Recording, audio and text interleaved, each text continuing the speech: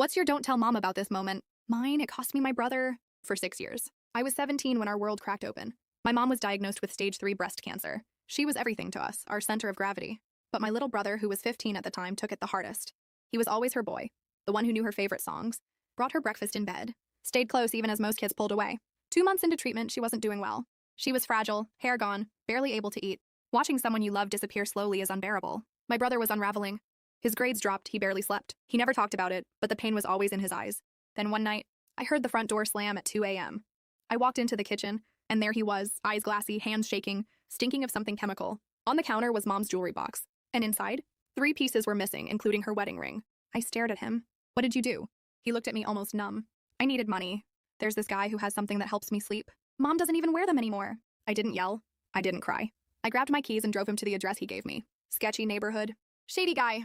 Miraculously, we got the jewelry back, except one earring had already been sold. On the way home, I made a call I've questioned ever since. I'm not telling Mom and Dad, I said. But this ends. Tomorrow you're starting therapy, with me. I paid for it with my college savings. Replaced the missing earring with a fake. No one noticed. Mom pulled through. Went into remission. My brother stabilized. I left for college thinking I'd made the right choice. Then 4 years later, during my graduation dinner, my brother stood to give a toast.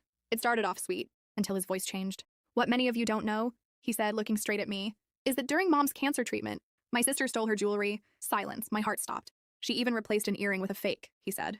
And I've kept that secret. Until now. My dad's face went cold.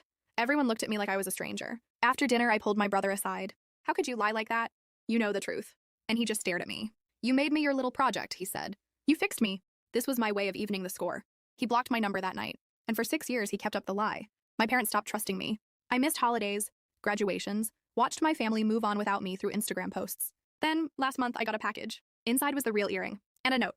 I found this. If you still want me to tell the truth, I'm ready. Yesterday, we met back at our childhood home. My parents were quiet as my brother finally told them everything. He looked at me afterward and said, when I saw you up there at graduation, so put together, so strong, it crushed me. It was easier to blame you than admit what I'd done. He's been sober 8 years now.